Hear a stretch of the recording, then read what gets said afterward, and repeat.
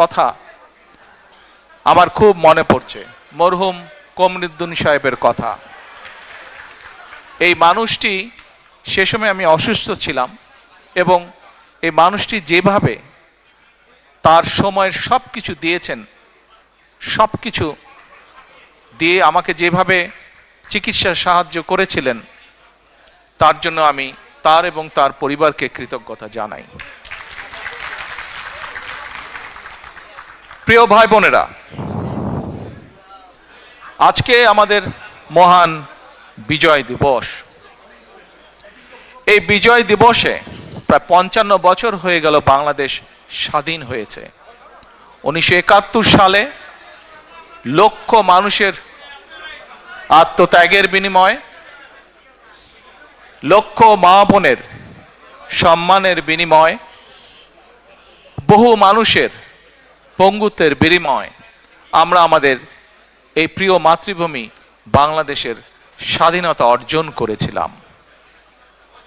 প্রিয় ভাই বোনেরা, বাংলাদেশের মানুষ আজকে থেকে 55 বছর আগে যখন যুদ্ধে ঝাঁপিয়ে পড়েছিল, তাদের একটি প্রত্যাশা ছিল, আশা ছিল, আকাঙ্ক্ষা ছিল কিভাবে তারা নিজের দেশটিকে গড়ে তুলবে। আপনারা যারা আজকে বিদেশে আছেন, প্রবাসে আছেন, বিশেষ করে বিভিন্ন উন্নত দেশগুলোতে আপনারা আছেন, সেই দেশগুলোতে যেহেতু আমরা এখানে ঘরে উপস্থিত সকলে আমরা ইউকেতে আছি, আমরা যখন পথে বেরোই ঘর থেকে, পথগুলো যখন পরিষ্কার, মোটামুটিভাবে পরিষ্কার দেখি, আমরা যখন এখানে NHS এর হেলথ সুবিধা নিতে চাই, বা আমরা যখন অন্য অন্য সোশ্যাল সুবিধাগুলো পাই এই দেশের বৈধ নাগরিক যারা, তখন কিন্তু নিজের অজান্তেই আমরা চিন্তা করি যে আহা, আমাদের দেশটা যদি এমন হতো। আমরা চিন্তা করি না? প্রত্যেকটা মানুষ এখানে আমরা চিন্তা করি। আপনারা হয়তো পরিবারকে নিয়ে হলিডেতে যান, ইউকের ভিতরেও যারা যান, বিভিন্ন হলিডে স্পটে যখন আপনারা যান, সেই স্পটগুলোতে অনেক কিছু যে আছে তা না, কিন্তু তাদের যা আছে এমন সুন্দর করে তারা রাখে যে সেখানে মানুষ যায়, দেখে কি তাদের ইতিহাস, কি তাদের ঐতিহ্য, কি তাদের সামাজিক মূল্যবোধ। সেই জিনিসগুলো আমরা দেখি এবং আমরা আফসোস করি যে আমাদের দেশটি যদি এমন হতো। প্রিয় ভাই বোনেরা, 1971 সালে যেই মানুষগুলো যুদ্ধ করেছিল, সেটি প্রত্যক্ষ হোক বা পরোক্ষভাবে, সেই মানুষগুলো কিন্তু দেশকে নিয়ে এমনই পরিকল্পনা করেছিল, এমনই প্রত্যাশা, আশা ছিল তাদের।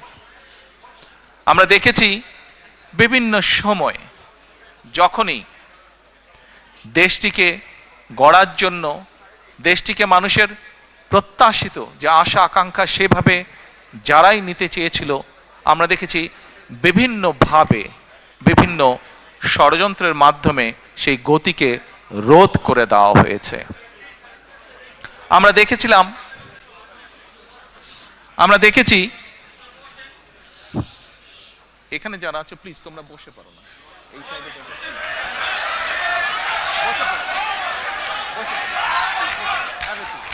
ফ্লোরে বসে পারো।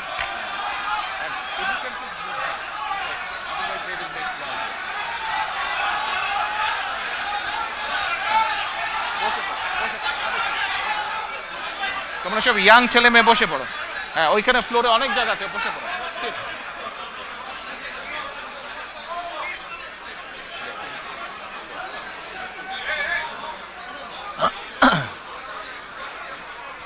প্রিয় ভাই বোনেরা, বিভিন্ন সময় বিভিন্ন ষড়যন্ত্র হয়েছে। আমরা দেখেছি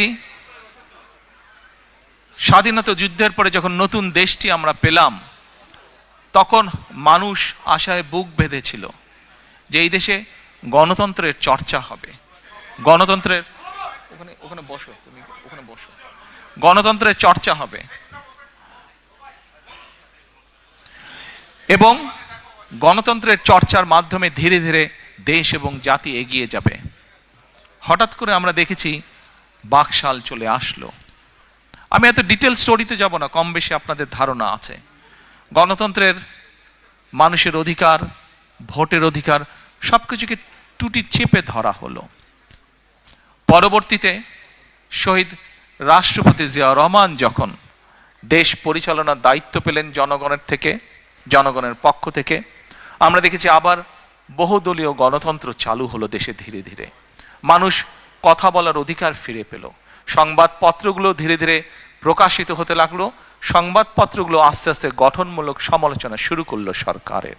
জনগণের প্রত্যাশা প্রতিফলিত হতে লাগলো সংবাদপত্রতে, বিভিন্ন আলোচনা অনুষ্ঠান, বিভিন্ন সেমিনারে। আমরা দেখলাম 1974 সালে যে দুর্ভিক্ষ হলো,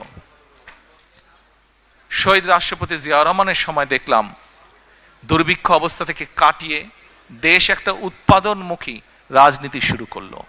এখানে অনেক সিনিয়র মানুষ আছেন, অনেকেই হয়তো কম বেশি বই পড়ে জেনেছেন, বিভিন্ন ডকুমেন্ট থেকে জেনেছেন, শহীদ রাষ্ট্রপতি জিয়াউর রহমানের সময় খাদ্য উৎপাদন শুধু দ্বিগুণই হলো না, আমরা দেশ থেকে খাদ্য রফতানিও পর্যন্ত করে পেরেছিলাম। হতে পারে অল্প ছিল, কিন্তু করেছিল। বাংলাদেশের মতন একটি দেশ বিদেশে চাল পর্যন্ত রফতানি করেছিল, উদ্বৃত্ত চাল।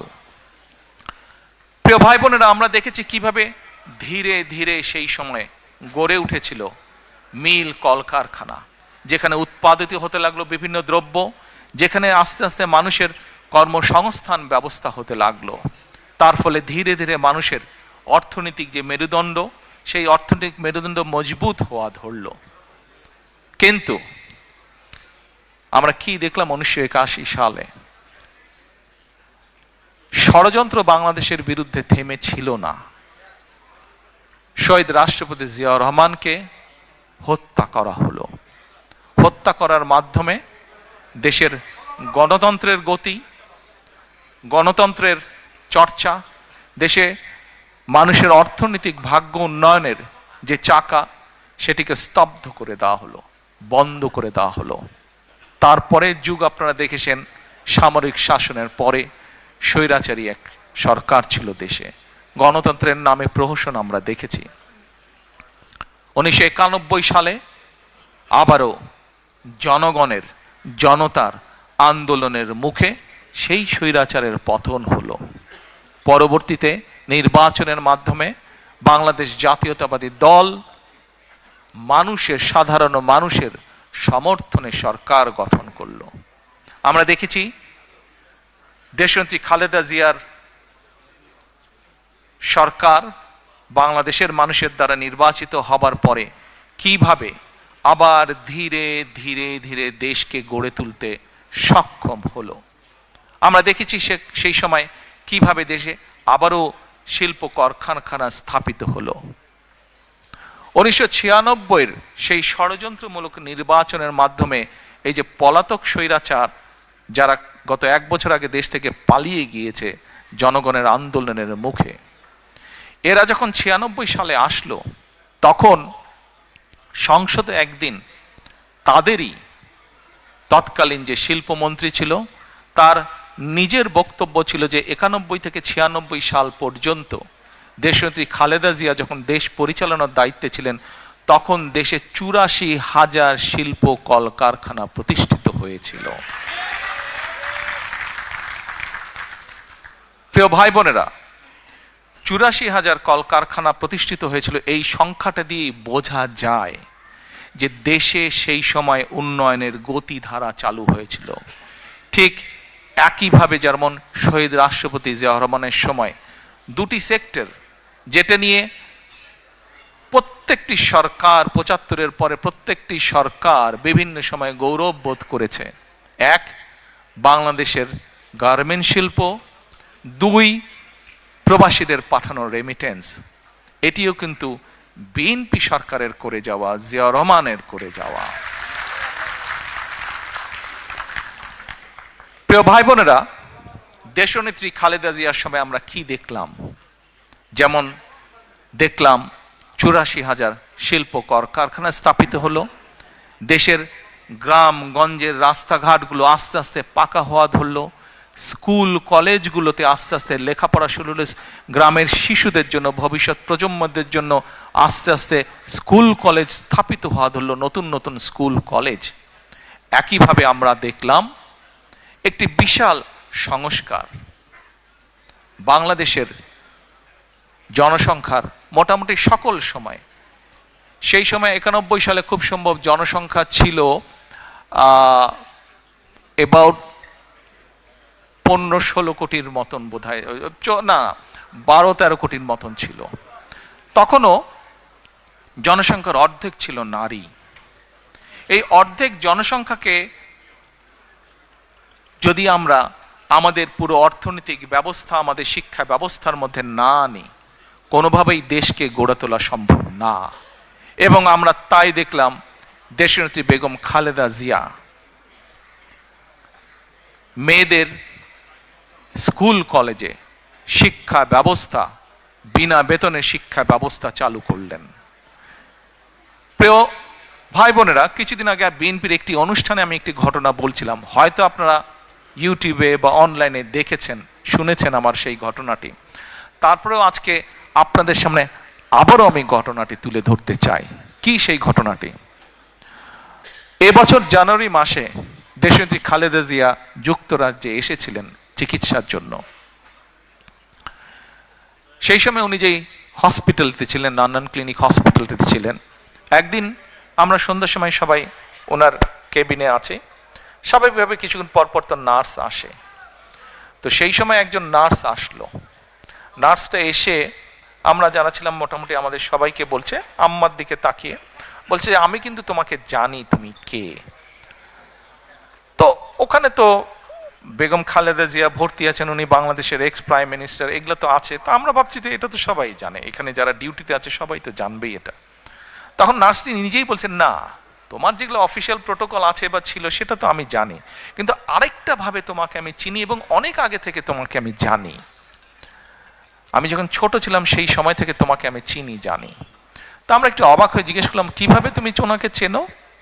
ওই নার্স যে, তার বাড়ি ছিল, দেশের বাড়ি হচ্ছে, শি ওয়াজ ফ্রম নাইজেরিয়া। তো বলল, তুমি তোমার দেশে মেয়েদের জন্য ক্লাস 12 পর্যন্ত শিক্ষা ফ্রি করেছো তুমি, এবং আমার দেশের সরকার তোমার এই পলিসিটা গ্রহণ করেছে, যার ফলে আমি বিনামূল্যে শিক্ষা পেয়েছি, পরবর্তীতে পড়ালেখা করেছি, আজকে আমি ইউকেতে এসে এখানে কাজ করছি। প্রিয় ভাই বোনেরা, আপনাদেরকে অল্প একটি বললে অনেক বলা যাবে, বললে অনেক কিছু বলা যাবে বিএনপি সরকার কি কি করেছে। যেমন আরেকটি বলি, এটাও স্বাস্থ্য খাতেরই কথা। আপনারা এখানে যারা আছেন আজকে উপস্থিত, কারো না কারো, সবার বাড়ি কোনো না কোনো জেলা এবং কোনো না কোনো উপজেলায়। আপনাদের সবারই যখন দেশে যান, গিয়েছেন, দেখছেন, এই উপজেলায় 51 বেডের একটি উপজেলা স্বাস্থ্য কমপ্লেক্স আছে। আপনার নিজের উপজেলার স্বাস্থ্য কমপ্লেক্সটি কে কে দেখেননি? হাত তুলেন তো ভাই, কে কে দেখেননি? যারা যারা নিজের উপজেলা স্বাস্থ্য কমপ্লেক্স দেখেননি, আচ্ছা, তাহলে দয়া করে গিয়ে দেখে নেবেন এবার, যারা হাত তুলেছেন দেখেননি। আর কারা কারা দেখেছেন? এই দেখেন, মেজরিটি মানুষ দেখেছেন, ধন্যবাদ, থ্যাংক ইউ সো মাচ। এখন এই যে উপজেলা স্বাস্থ্য কমপ্লেক্স, এই উপজেলা 51 বেডের যেটা, এটির 31 বেড করেছিলেন শহীদ রাষ্ট্রপতি জিয়া রহমান, তার আগে ওখানে কিচ্ছু ছিল না। এবং পরবর্তীতে যেই 20 বেড অ্যাড হয়েছে, পরবর্তীটা করেছে আপনাদের সরকার, দেশনেত্রী খালেদা জিয়া সরকার। আমাদের প্রশ্ন এখনো, এই যে স্বৈরাচার ছিল তারা কিছু জিনিস বানিয়েছিল, কিন্তু সাধারণ মানুষ যখন অসুস্থ হয়, গ্রাম পর্যায়ে, ইউনিয়ন পর্যায়ে, উপজেলা পর্যায়ে, তারা কিন্তু উপজেলা স্বাস্থ্য কমপ্লেক্সে যায়, অন্য জায়গায় কোথাও যায় না তারা চিকিৎসার জন্য। তার মানে মানুষ, প্রান্তিক মানুষ চিকিৎসার জন্য যতটুকু সুবিধা পাচ্ছে, তারা যে যাচ্ছে, তারা কিন্তু সেই বিএনপি যে করে আসছে সেখানেই তারা যাচ্ছে। প্রিয় ভাই বোনেরা, খুব সংক্ষেপে আমি কয়েকটি উদাহরণের মাধ্যমে আপনাদের সামনে কিছু কথা উপস্থাপন করলাম। আমরা বিগত 16 বছর, 2008 থেকে এবং বিশেষ করে 14 সালের পর থেকে 5ই আগস্ট, 4 আগস্ট পর্যন্ত বাংলাদেশ জাতীয়তাবাদী দল বাংলাদেশ জাতীয়তাবাদী দলের লক্ষ লক্ষ নেতা কর্মী রাজপথে ছিলাম। আমরা কেন রাজপথে ছিলাম? আমরা রাজপথে ছিলাম এই দেশের মানুষের রাজনৈতিক অধিকার, কথা বলার অধিকার, ভোটের অধিকার প্রতিষ্ঠা করার জন্য। আমাদের সাথে আমরা যে শুধু একা ছিলাম তা না, আমাদের সাথে আরো কিছু রাজনৈতিক দল ছিল। কে ছোট কে বড় সেটি কথা না, মূল কথাটি হচ্ছে অত্যাচার, নির্যাতন, অবৈধ ক্ষমতা দখলদারির বিরুদ্ধে আমরা বিএনপি সহ অনেকগুলো রাজনৈতিক দল সে সময় রাজপথে ছিলাম। এই রাজপথে থাকতে গিয়ে আমাদের হাজারের মতন নেতাকর্মী গুমের শিকার হয়েছে, আরো হাজারেরও বেশি নেতাকর্মী খুনের শিকার হয়েছে। আমাদের ৬০ লক্ষের মতন নেতাকর্মী বিভিন্ন নির্যাতন, অত্যাচার, হামলার শিকার হয়েছে।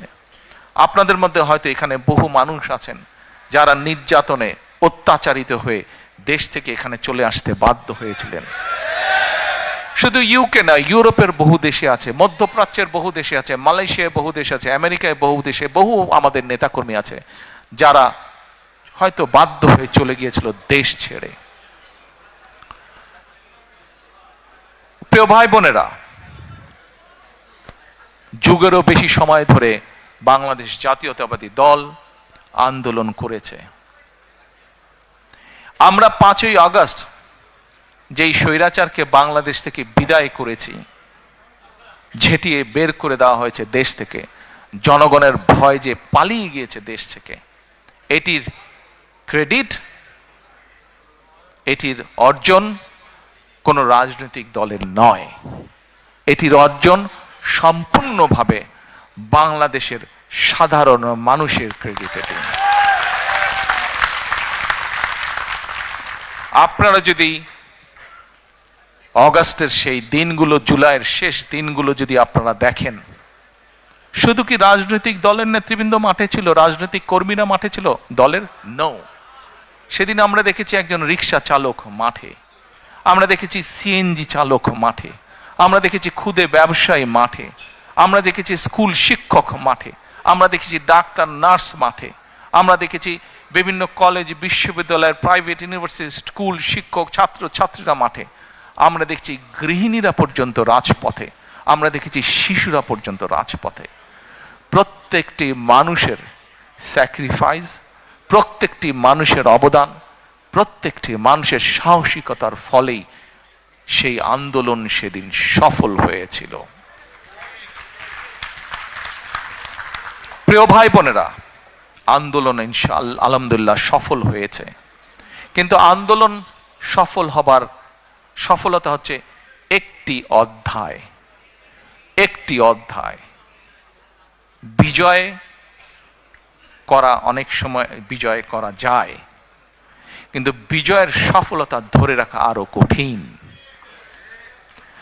প্রিয় ভাই বোনেরা, যেই কথাটা দিয়ে শুরু করেছিলাম, একটি কথা বলেছিলাম শুরুর দিকে, আমরা যারা ইউকেতে থাকি যখন ঘর থেকে বের হই, এই দেশের অনেক কিছু দেখলে মনে হয় আহা, আমার দেশটা কেন এমন না। প্রিয় ভাই বোনেরা, আমার দেশটি, আমাদের দেশটি যদি গড়ে তুলতে হয় আমাদের প্রত্যাশার মতন, তাহলে তো কাজ আমাদেরকেই করতে হবে, তাই নয় কি? আমাদেরকেই তো, বাংলাদেশের মানুষকে যারা আমরা বাংলাদেশি, আমাদেরকে মিলেই তো কাজটি গড়ে তুলতে হবে, দেশকে গড়ে তুলতে হবে। প্রিয় সহকর্মীবৃন্দ, ষড়যন্ত্র চলছে। ষড়যন্ত্রকারীরা কিন্তু তাদের সেই ৭১-এ যারা ষড়যন্ত্র করেছিল, ৭৫-এ যারা ষড়যন্ত্র করেছিল, ৭ই নভেম্বরে পরাজিত হয়েছিল, ৮১-তে যারা ষড়যন্ত্র করেছিল, ৯৬-তে যারা ষড়যন্ত্র করেছিল, পরবর্তীতে যারা ষড়যন্ত্র করেছে, তাদের ষড়যন্ত্র কিন্তু থেমে নেই। এবং বাংলাদেশ জাতীয়তাবাদী দল একটি দায়িত্বশীল দল হিসাবে আমাদের এবং আমাদের প্রতিটি পর্যায়ের নেতাকর্মীর পবিত্র দায়িত্ব হচ্ছে বাংলাদেশের মানুষকে সাথে নিয়ে সচেতন করার মাধ্যমে সজাগ এবং সতর্ক থাকা এবং বাংলাদেশের মানুষকে সজাগ এবং সতর্ক রাখাই ষড়যন্ত্রের বিরুদ্ধে। প্রিয় ভাই বোনেরা, স্বৈরাচারকে আমরা বিদায় করেছি 16 বছর ধরে, এবং এর আগে বিভিন্ন সময় বাংলাদেশের মানুষ, সে রাজনৈতিক দলের নেতা বা কর্মী হোক অথবা একজন সাধারণ মানুষ যে তার দেশকে ভালোবাসে, এরকম বহু মানুষ অকাতরে জীবন বিলিয়েছে শুধুমাত্র দেশটিকে একটি সঠিক জায়গায় নিয়ে আসার জন্য, শুধুমাত্র দেশের মানুষের গণতান্ত্রিক অধিকারকে প্রতিষ্ঠিত করার জন্য। আজ একটি সময় এসেছে, আগামী 2 মাস পরে দেশে একটি নির্বাচন, বহুল প্রত্যাশিত একটি নির্বাচন, যে নির্বাচনে মানুষ নিজে ঘর থেকে বেরিয়ে নিরাপদে যাবে, স্বাচ্ছন্দ্যে ভোট দিবে তার ইচ্ছা মতন। এরকম একটি প্রত্যাশিত দিন সামনে অপেক্ষা করছে। প্রিয় সহকর্মীবৃন্দ, আমরা যেরকম একটি দায়িত্বশীল রাজনৈতিক দল হিসাবে আজকে আমাদের দায়িত্ব যেমন বাংলাদেশের বিরুদ্ধে, বাংলাদেশের মানুষের স্বাধীনতা, সার্বভৌমত্ব, গণতান্ত্রিক অধিকার, ভোটের অধিকার, অর্থনৈতিক স্বাধীনতার বিরুদ্ধে যারা ষড়যন্ত্র করছে তাদের বিরুদ্ধে যেমন বাংলাদেশের মানুষকে সতর্ক রাখা, সজাগ রাখা, একই সাথে প্রিয় ভাই বোনেরা, আমাদের একটি অন্যতম গুরুত্বপূর্ণ দায়িত্ব হচ্ছে দেশের মানুষের সামনে পরিকল্পনা দেওয়া। আমাদের মধ্যে অনেকেই বক্তব্যে বলেন আমরা এই স্বপ্ন দেখছি, আমরা সেই স্বপ্ন দেখছি। আমি ভাই স্বপ্নের মধ্যে নাই, আমি কোনো স্বপ্নের মধ্যে নেই। আমরা আছি পরিকল্পনার মধ্যে। আমরা পরিকল্পনা করব, আমরা পরিকল্পনা বাস্তবায়ন করব। এই আজকে এই যে স্লোগান দাও না, at all I don't enjoy it. এই যে স্লোগান দাও তারেক ভাই জিন্দাবাদ, at all I don't like it.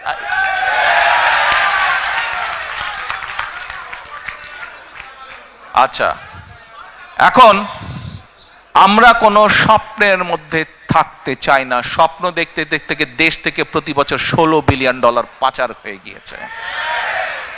স্বপ্ন দেখতে দেখতে দেশের অর্থনৈতিক অবস্থা, দেশের শিক্ষা ব্যবস্থা, দেশের কৃষি ব্যবস্থা, দেশের রাস্তাঘাট, দেশের আইন আদালত, আইন শৃঙ্খলা সবকিছু ভেঙে চুরমার হয়ে গিয়েছে। প্রিয় ভাই বোনেরা, আপনারা যদি একটু রিসার্চ করেন আপনাদের মতন করে, দেখবেন প্রথম যখন শহীদ রাষ্ট্রপতি জিয়াউর রহমান দেশ পরিচালনার দায়িত্ব পেলেন, তার আগে কি অবস্থা ছিল দেশের, সেই খাদের কিনারা থেকে উনি তুলে নিয়ে এসেছিলেন দেশকে। আবারও 90-এ স্বৈরাচারের পতনের পরে যখন দেশনেত্রী খালেদা জিয়া দেশ পরিচালনার দায়িত্ব পেলেন, আবারও ধীরে ধীরে পরিশ্রম করার মাধ্যমে দেশকে একটি অবস্থানে তুলে নিয়ে এসেছেন। এটি হতে পারে প্রকৃতি বলেন, ইতিহাস বলেন, বাস্তবতার একটি নির্মম চিত্র, বা কিভাবে বলবো আমি নিজেও ঠিক জানি না। বাট বাস্তবতা হচ্ছে যখনই এই দেশের স্বাধীনতা, সার্বভৌমত্ব হুমকির সম্মুখীন পড়েছে, যখনই এই দেশের স্বাস্থ্য ব্যবস্থা বলেন, অর্থনৈতিক ব্যবস্থা বলেন, সবকিছু ভেঙে পড়ার উপক্রম হয়েছে, তখনই সেই দায়িত্বটা, সেই কঠিন দায়িত্বটা এসে পড়ে বিএনপির উপরে। প্রিয় ভাই বোনেরা, আমরা দৃঢ়ভাবে বিশ্বাস করি বাংলাদেশ জাতীয়তাবাদী দল, বিএনপির প্রতিটি নেতাকর্মী, শহীদ জিয়া, দেশনেত্রী খালেদা জিয়ার প্রতিটি সৈনিক, আমরা দৃঢ়ভাবে বিশ্বাস করি যে ইনশাল্লাহ আগামী ফেব্রুয়ারি মাসে যে নির্বাচন, সেই নির্বাচনে বাংলাদেশের মানুষের সমর্থন নিয়ে বাংলাদেশ জাতীয়তাবাদী দল সরকার গঠন করতে সক্ষম হবে। এক মিনিট, সমস্যা তো তারপরে, বিপদ কিন্তু তারপরে। আপনারা যারা খুব খুশিতে তালি দিলেন, হ্যাঁ খুশি আপনারা হতেই পারেন, দেশের মানুষের সমর্থন নিয়ে যদি আমরা ইনশাল্লাহ সরকার গঠন করতে পারি, অবশ্যই আমরা দেশের মানুষের কাছে প্রতি যেরকম আমাদের কৃতজ্ঞতা থাকবে, একইভাবে তাদের কাছে আমাদের দায়বদ্ধতা থাকবে, জবাবদিহিতা থাকবে। এই মুহূর্তে দেশের যে শিক্ষা ব্যবস্থা, দেশের যে স্বাস্থ্য ব্যবস্থা, দেশের যে অর্থনৈতিক ব্যবস্থা, ব্যবসা বাণিজ্যের যে অবস্থা, ব্যাংকগুলোর যে অবস্থা, প্রত্যেকটি বিষয়, ইউ নেম এনি সাবজেক্ট, যেই অবস্থা প্রত্যেকটি মানুষের সাথে রিলেট করে, মানুষের জীবনযাত্রার সাথে রিলেট করে, প্রত্যেকটি অবস্থার অত্যন্ত শোচনীয় অবস্থা, প্রত্যেকটি ক্ষেত্রে অত্যন্ত শোচনীয় অবস্থা। আমরা বিশ্বাস করি, আমরা শহীদ জিয়া, দেশনেত্রী খালেদা জিয়ার সৈনিক যারা, আমরা বিশ্বাস করি ইনশাল্লাহ মানুষের সমর্থন নিয়ে আমরা সরকার গঠন করতে সক্ষম হব। কিন্তু সামনের পথ অসম্ভব অসম্ভব কঠিন, অসম্ভব কঠিন।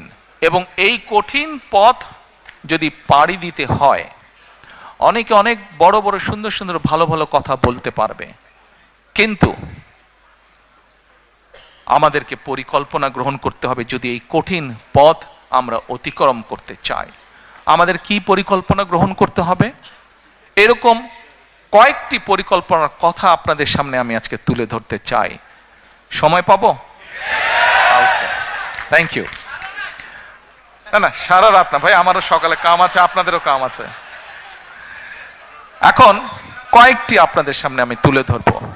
আপনাদের নিশ্চয়ই মনে আছে প্রিয় ভাই বোনেরা, আপনাদের নিশ্চয়ই মনে আছে আজকে থেকে যখন বাংলাদেশের মানুষের, বাংলাদেশের ঘাড়ে ওই পলাতক পতিত স্বৈরাচার চেপে বসেছিল, ঠিক সেই সময় আপনাদের দল বিএনপি বাংলাদেশে আজকে থেকে প্রায় 2.5 বছর আগে, তখন কেউ জানতো না যে কবে, আমরা প্রত্যেকে দৃঢ়ভাবে আত্মবিশ্বাসী ছিলাম যে স্বৈরাচারকে পড়তে হবে, তাকে চলে যেতে হবে। কবে হয়তো এক্সাক্ট ডেট আমরা তখনও সেভাবে নির্ধারিত ছিল না। স্বৈরাচার পতনের 2.5 বছর আগে বাংলাদেশের মানুষের সামনে আমরা 31 দফা সংস্কার কর্মসূচি উপস্থাপন করেছিলাম। মনে আছে আপনাদের? Yes. তখন অনেকে হেসেছিল। আর আজকে যারা, কাউকে আমি আঘাত করে কথা বলতে চাই না, কাউকে অসম্মান করে কথা বলতে চাই না, কিন্তু আজকে বহু মানুষ সংস্কার নিয়ে কথা বলছে। ভেরি গুড, বলুন, আমরা চাই আপনারা বলুন। কারণ আমাদের 31 দফাতে আমরা বলেছি এটার থেকে বেটার যদি কিছু দেন, এটা থেকে নতুন কিছু যদি আপনারা কেউ উপস্থাপন করেন, আমরা সানন্দে তা গ্রহণ করব। সেই 31 দফার মধ্যে আমরা বলেছি যে 31টে দফা আমরা বিশ্বাস করি, শহীদ রাষ্ট্রপতি জিয়াউর রহমান 19 দফা দিয়েছিলেন। সেই 19 দফাকে আরো সময়ে, পরিস্থিতি, সবকিছুর পরিবর্তনের কারণে সেটিকে আমরা কিছুটা আরো পরিবর্তন করে আরো সুন্দরভাবে আমরা উপস্থাপন করেছি, যার ভিত্তিতে আমরা দেশ পরিচালনা করতে চাই ইনশাআল্লাহ। এখন এই 31 দফার ভেতর থেকে আমরা আরো কয়েকটি বিষয়কে আলাদা করে বের করে নিয়ে এসেছি।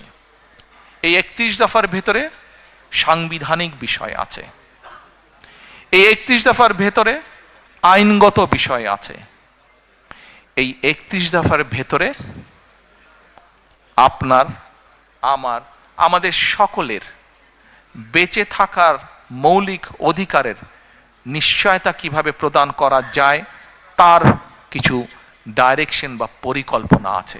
যেমন, আস্তে হাততালি পরে দিই আমরা, যেমন আসুন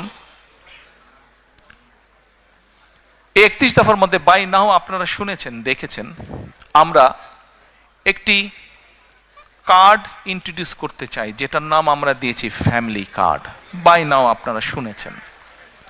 এখন এই ফ্যামিলি কার্ডটা কি, নাম হয়তো আপনারা শুনেছেন অনেকে, কেউ কেউ হয়তো আপনারা এখানে যারা আজকে উপস্থিত আছেন কেউ কেউ হয়তো আপনারা জানেন, আচ্ছা ফ্যামিলি কার্ড দিয়ে কি হবে না হবে। এই ফ্যামিলি কার্ডটা কেন ইন্ট্রোডিউস করতে চাই, কি এটার লক্ষ্য উদ্দেশ্য, সংক্ষেপে আপনাদের সামনে আমি তুলে ধরতে চাই। এবং আপনাদের কাছে যেটা তুলে ধরবো, আপনাদের প্রতি আমার অনুরোধ থাকবে আপনারা এই কথাগুলো আরো মানুষের কাছে পৌঁছে দিবেন। আসুন এবার ফ্যামিলি কার্ডটি কি আমরা সংক্ষেপে বিবেচনা করি, দেখি আমরা। এটি আমরা যে ব্যাংক কার্ড ব্যবহার করি, এটি ব্যাংক কার্ডের মতন একটি কার্ড। এখন এই কার্ডটি আমরা কাকে দেব? এই কার্ডটি আমরা দেব বাংলাদেশে এই মুহূর্তে অ্যাভেলেবল যত ডাটা আছে সেই ডাটার ভিত্তিতে আমরা দেখেছি বাংলাদেশে 4 কোটি পরিবার আছে। সেটি আমার পরিবার, আপনার পরিবার, একজন কৃষকের পরিবার, একজন ইমামের মসজিদের ইমাম সাহেবের পরিবার, একজন প্রাইমারি স্কুল শিক্ষকের পরিবার, একজন ক্ষুদ্র মুদির দোকানদার, একজন রিক্সা চালক, ভ্যান চালক, যেভাবেই আপনি ধরেন বাংলাদেশে 4 কোটি পরিবার আছে। আমরা প্রথমে এই কার্ডটি দেওয়া শুরু করব গ্রাম থেকে, যারা মোর ডিজার্ভ করে। আচ্ছা, এই কার্ডটি আমরা দিব পরিবারের যে গৃহিণী, পরিবারের যে কর্ত্রী বা হাউসওয়াইফ, আমরা তাকে এই কার্ডটি দেব। আচ্ছা, আস্তে তালি পরে তালিয়া পরে কার্ডটি আমরা তাকে দেব। দেখুন, দেশনেত্রী বেগম খালেদা জিয়া দেশের অর্ধেক যে নারী সমাজ তাদেরকে উনি শিক্ষার আলো পৌঁছে দিতে চেয়েছিলেন। বহুলাংশে আলহামদুলিল্লাহ আমরা সফল হয়েছি। আজকে যদি আমরা স্কুল কলেজগুলো দেখি, আমরা দেখি যে ক্ষেত্র বিশেষে ছেলেদের থেকে মেয়েদের এনরোলমেন্ট অনেক বেশি। শিক্ষা দীক্ষায় বিভিন্ন জায়গায় মেয়েরা অনেক এগিয়ে গিয়েছে। নেপোলিয়ন বলেছিল, আমাকে শিক্ষিত মা দাও, আমি তোমাদেরকে শিক্ষিত জাতি দেব। প্রিয় ভাই বোনেরা, এই কার্ডটি ইনিশিয়ালি আমরা ধীরে ধীরে 4 কোটি পরিবারের, আমাদের প্ল্যান অনুযায়ী 4 কোটি পরিবারকে দেব। বাট এই 4 কোটি পরিবারের মধ্যে আমিও আছি, আমার স্ত্রী ডক্টর জুবাইদাও আছেন। কিন্তু ডক্টর জুবাইদা এই কার্ডটি নেবেন না। কেন? কারণ এই কার্ডটি থেকে রাষ্ট্র বা সরকার যেই সুবিধা দেবে একটি পরিবারকে, আলহামদুলিল্লাহ ডক্টর জুবাইদার এটি প্রয়োজন নেই। এখানে আপনারা যারা আছেন, আপনাদের এখানে আমাদের বহু বোন উপস্থিত আছেন, তাদের কারোরই অর্থনৈতিক অবস্থা এমন না যে সেই কার্ডটি প্রয়োজন। এইভাবে বাংলাদেশের 4 কোটির মধ্যে আমরা মনে করি বহু পরিবার আছে যাদের প্রয়োজন নেই, কাজেই তারা এই সুবিধাটা নেবেন না। তার ফলে যেটা হবে, আমরা যারা সঠিক মানুষ, এটি কিন্তু আমরা জেনারেল রাখছি, কার্ডটা ইউনিভার্সাল রাখছি। বাংলাদেশে বিভিন্ন সামাজিক সোশ্যাল নেটওয়ার্ক যেগুলো ফ্যাসিলিটি আছে, যেগুলো বেনিফিটস আছে, বিভিন্ন ক্যাটাগরি থাকে, এবং আমরা রিসার্চ করে দেখেছি যে ক্যাটাগরি, এরকম বিভিন্ন ক্যাটাগরি থাকলেই কারাপশনের প্রবাবিলিটি বেড়ে যায়। কারাপশনের প্রবাবিলিটি বেড়ে যায়, পলিটিক্যাল ইনফ্লুয়েন্স হয়, তখন ওইখানে কারাপশন তৈরি হয়। সেজন্য বিষয়টাকে আমরা জেনারেল রাখছি। আচ্ছা, এই কার্ডটি আমরা মহিলাদেরকে দেব। আমরা এর মধ্যে কতগুলো 10টা স্পট, সরকারের কিছু নিয়ম আছে, আপনি হুট করেই চালু করতে পারবেন না, পাইলট প্রজেক্ট করতে হয় সরকারকে। এই কার্ডটির মধ্যে আমরা 2টো উপায় রেখেছি। 2 থেকে 2,500 টাকা পর্যন্ত আমরা কিছু মহিলা বা পরিবারকে বা হাউসওয়াইফকে আমরা দেব, আর 2,500 টাকার সম পরিমাণ খাদ্য সহায়তা আমরা দেব। পাইলট প্রজেক্টের মাধ্যমে আমরা দেখব যে 3 থেকে 6 মাস যে কোন পরিবারগুলোর কতটুকু উন্নতি হচ্ছে, কিভাবে পরিবর্তন হচ্ছে। যেটা বেটার হবে, যদি ক্যাশে বেটার হয় আমরা ক্যাশ দেব, যে যদি খাদ্য সহায়তা দিয়ে বেটার হয় তাহলে আমরা খাদ্য সহায়তা দেব। আচ্ছা, এর ভিতরে অলরেডি আমরা কাজ করেছি। আপনারা বলতে পারেন, হয়তো কেউ জিজ্ঞেস করতে পারেন যে you see if you keep on talking I cannot talk.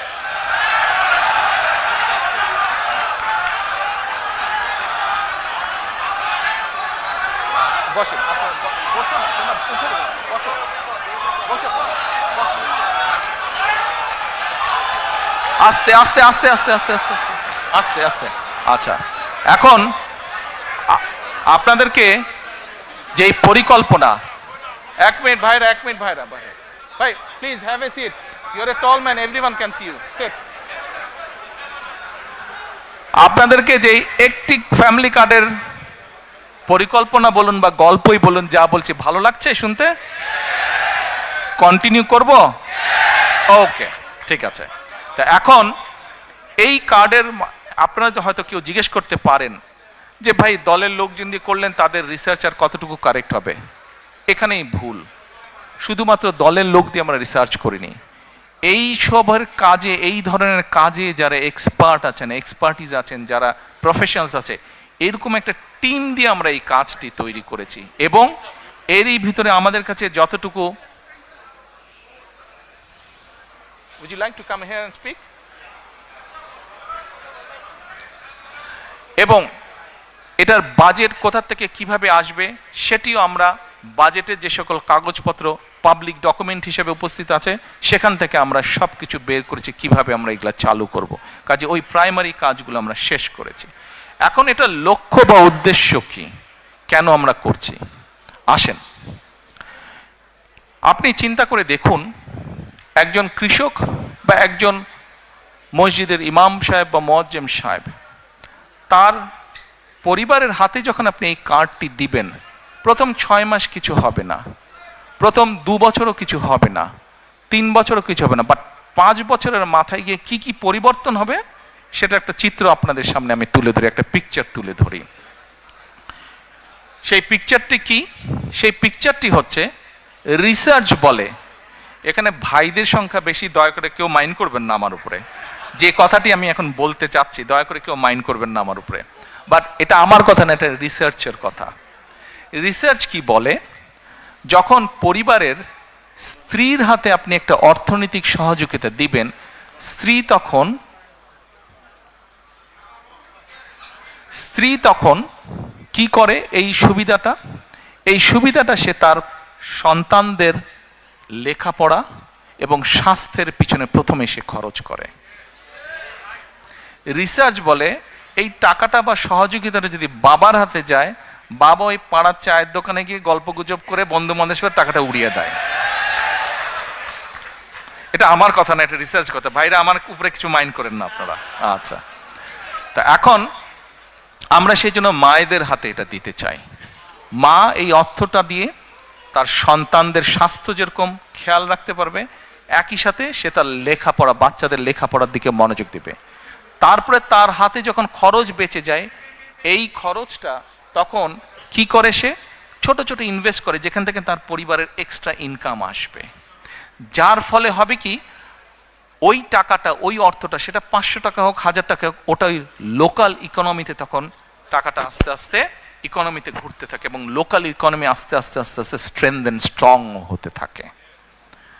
প্রিয় ভাই বোনেরা, চিন্তা করে দেখেন, আপনার গ্রামে এরকম যদি 10টা পরিবার থাকে এবং একটা 10টা পরিবারের কে যদি আপনি আস্তে আস্তে কন্টিনিউ 5 থেকে 7 বছর একটা সাপোর্ট দিতে পারেন এরকম, তাহলে 7 বছর পরে কি সেই পরিবারটার চেহারা বর্তমানে যা আছে তা থাকবে?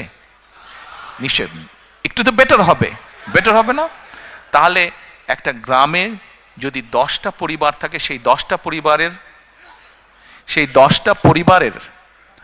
পরিবার যখন অর্থনৈতিকভাবে একটা শক্তিশালী অবস্থানে দাঁড়াবে, স্বাস্থ্য হেলথ ওয়াইজ যখন শক্তিশালী হবে এবং এডুকেশন ওয়াইজ যখন একটি গ্রাম শক্তিশালী হবে, তখন পুরো গ্রামটা একটা বেটার গ্রাম হবে। এইভাবে গ্রাম, এইভাবে উপজেলা, এইভাবে জেলা, এইভাবে বিভাগ, এভাবে সারা বাংলাদেশ এক সময় গিয়ে একটা স্ট্রেংথেন অবস্থায়, শক্তিশালী অবস্থায় দাঁড়াবে। এই হলো ফ্যামিলি কার্ডের গল্প।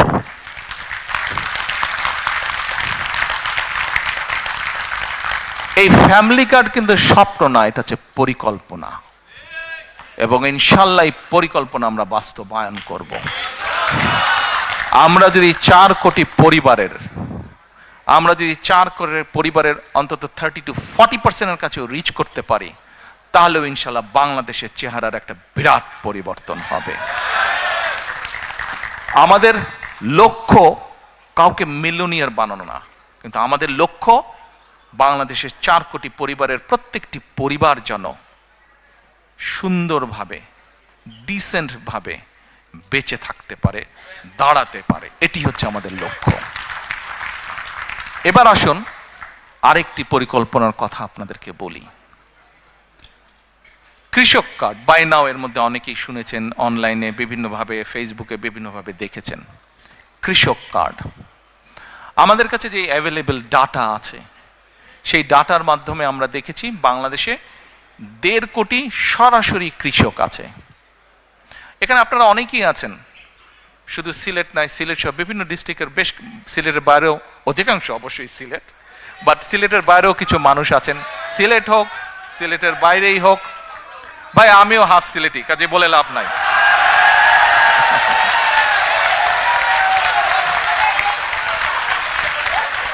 আচ্ছা, এখন এই যে আমরা কিন্তু এখন বাংলাদেশের কৃষকদের নিয়ে কথা বলছি। Very important issue, very important. So quiet you have to be very quiet. It's a very important issue we will be discussing now. আচ্ছা, বাংলাদেশে প্রায় 1.5 কোটি কৃষক আছে যারা সরাসরি কৃষক। এই ক্যামেরাম্যান, আপনি ভাই একটু ডিস্টার্ব করছেন, আপনি একটু ডিস্টার্ব করছেন, আপনি অনেককে ডিস্টার্ব করছেন। যে বাংলাদেশে 1.5 কোটি কৃষক আছে। এখন এই কৃষকের মধ্যে আবার কয়েকটা ক্যাটাগরি আছে কিন্তু, প্রান্তিক কৃষক, ক্ষুদ্র কৃষক, মাঝারি কৃষক, বড় কৃষক। এখন এই 1.5 কোটি কৃষকের মধ্যে প্রায় কয়েক লক্ষ হবে বড় কৃষক, বাকি ম্যাক্সিমামে কিন্তু প্রান্তিক, ক্ষুদ্র, মাঝারি কৃষক। এখন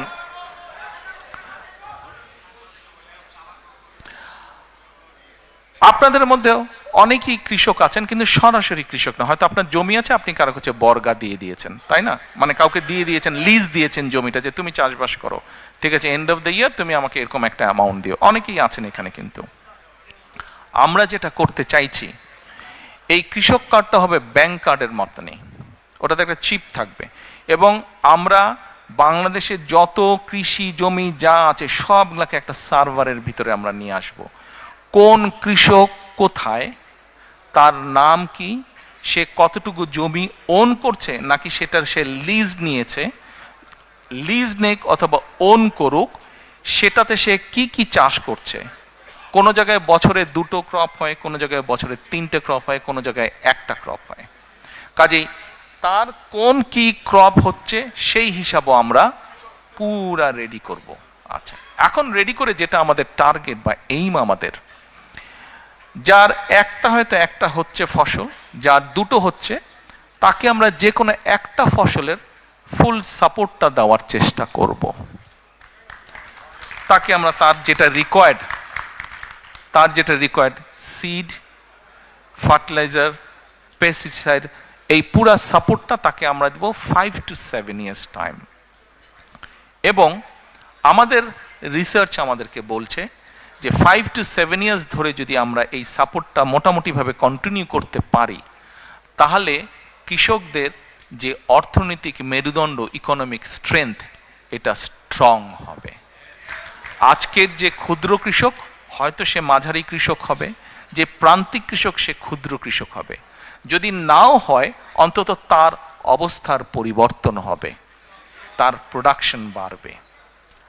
আমরা এই যে প্রায় পত্রপত্রিকায় নিউজ পড়ি যে এই দ্রব্যের দাম বেড়ে গেছে, নিত্য প্রয়োজনীয় ওই দ্রব্যের দাম বেড়ে গেছে। দেখুন, বাংলাদেশের মানুষ জনসংখ্যা প্রায় 20 কোটি প্লাস মাইনাস মিনিমাম। এই জনসংখ্যাকে যদি আপনার ফুড সাপ্লাই দিতে হয়, আমাদেরকে অবশ্যই আমাদেরকে এগ্রিকালচারের প্রোডাকশন বাড়াতে হবে।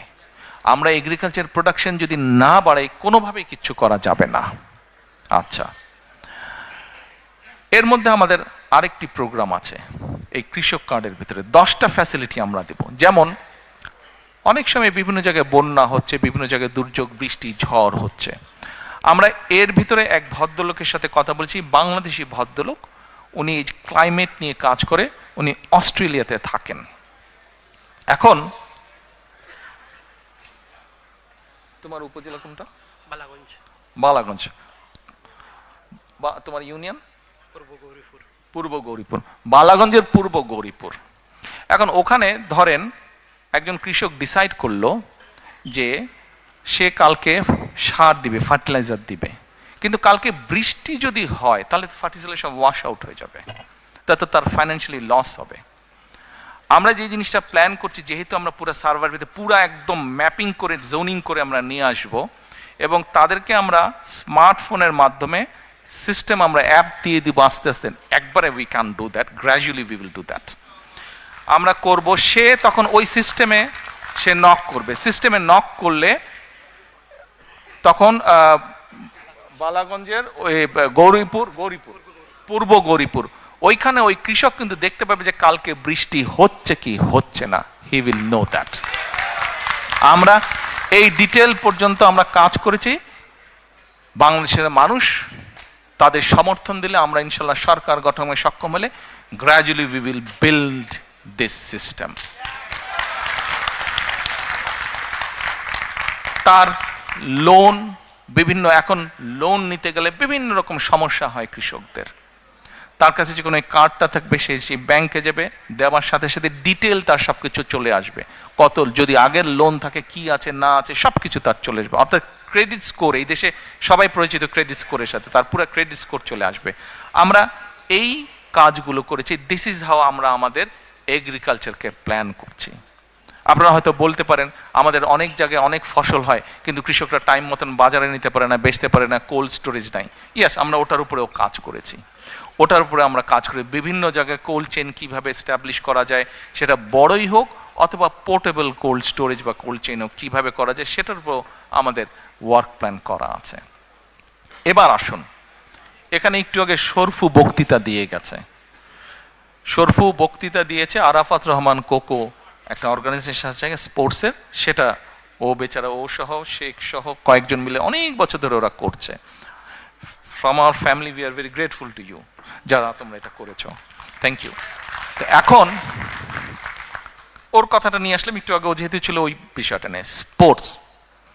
দেখেন এখানে আপনারা যারা, আমরা যারা আছি, যাদের স্কুল গোয়িং বাচ্চা ছিল বা আছে, আমরা কিন্তু কি দেখি, স্কুলে যাচ্ছে বাচ্চারা, লেখাপড়া করছে, কিন্তু একই সাথে এক্সট্রা ক্যারিকুলাম কিন্তু থাকছে। ডিবেট ক্লাবে যাচ্ছে, ম্যাথস ক্লাবে যাচ্ছে, বিভিন্ন স্পোর্টসে যাচ্ছে, বিভিন্ন কালচারে যাচ্ছে, হিস্ট্রি করছে, মিউজিক করছে, করছে না?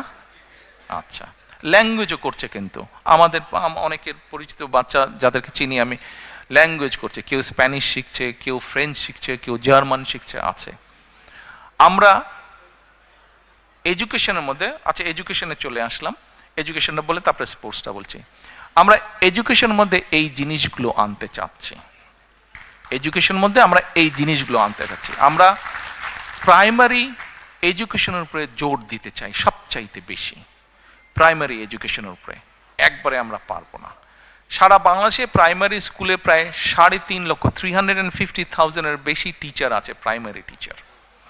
এখন এই প্রাইমারি টিচারদেরকে আমাদের ট্রেনিং দিতে হবে। কেন ট্রেনিং দিতে হবে? Please don't take it personally, but normally একটা প্র্যাকটিস আছে বাংলাদেশে। What is the practice of getting an appointment as a primary school teacher?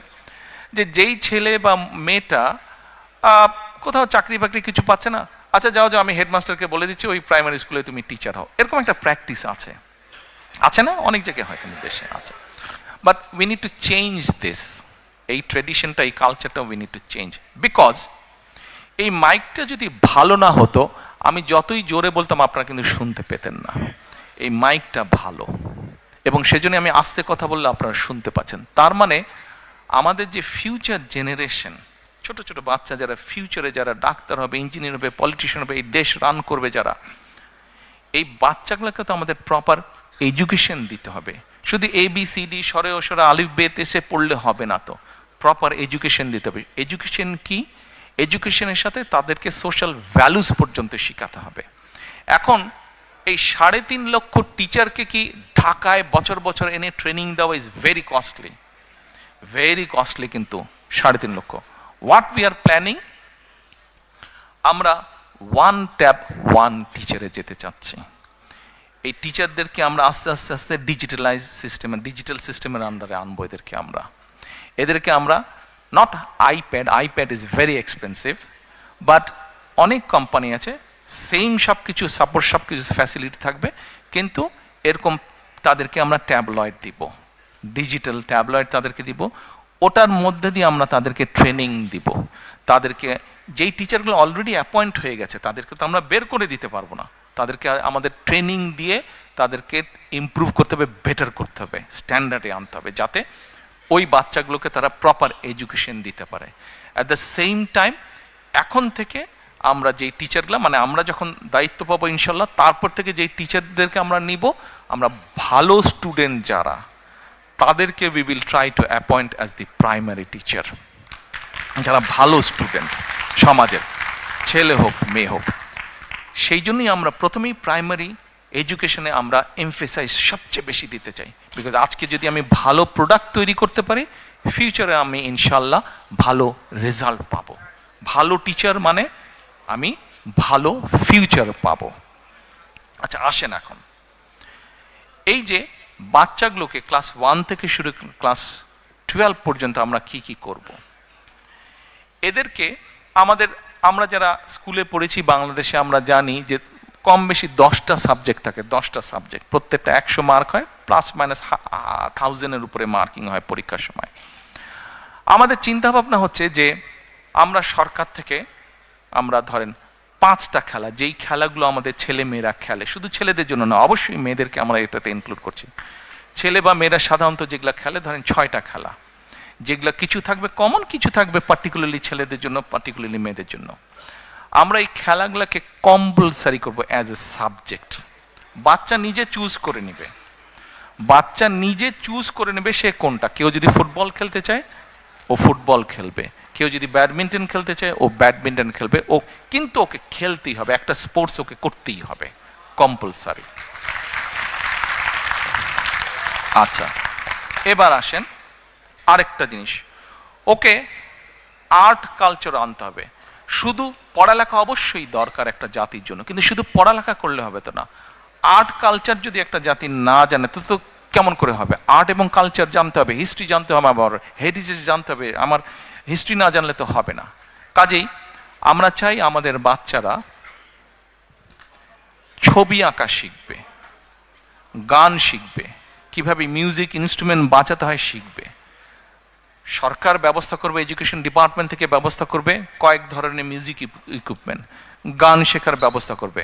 বাচ্চা চুজ করবে সে গান শিখবে নাকি সে ইনস্ট্রুমেন্ট। যেমন ব্যক্তিগতভাবে যদি আমাকে বলতে, আমার ছোটবেলা থেকে খুব ইচ্ছা ছিল কিবোর্ড বাজানোর।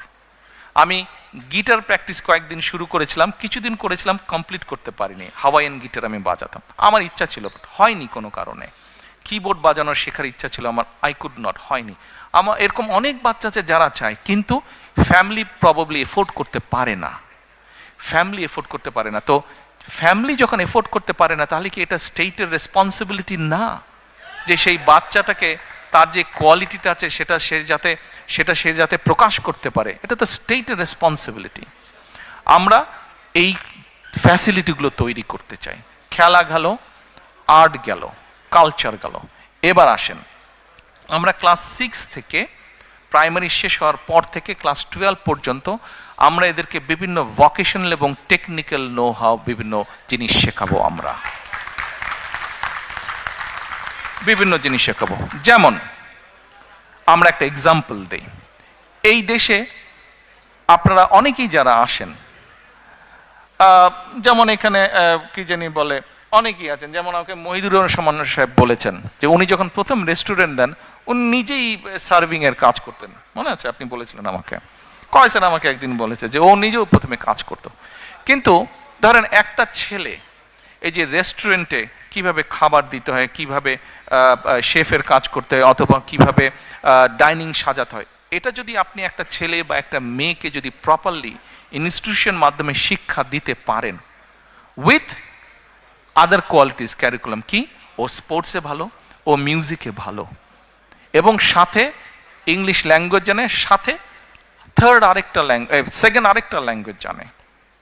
ইংলিশের বাইরে যদি আপনি বলেন সেকেন্ড আরেকটা ল্যাঙ্গুয়েজ জানে, তাহলে একটা বাচ্চা, একটা ছেলে বা মেয়ে ক্লাস 12 পর্যন্ত ও পড়ালেখায় মোটামুটি, বাট ইংলিশটা মোটামুটি সে ভালো পারে, সাথে জার্মান বা ফ্রেঞ্চ ভালো পারে, স্পোর্টস জানে, আর্ট জানে, ডিবেট করতে পারে, ভোকেশনাল ট্রেনিং অথবা স্পেশাল কোনো এরকম হোটেল ম্যানেজমেন্ট ট্রেনিং তার আছে।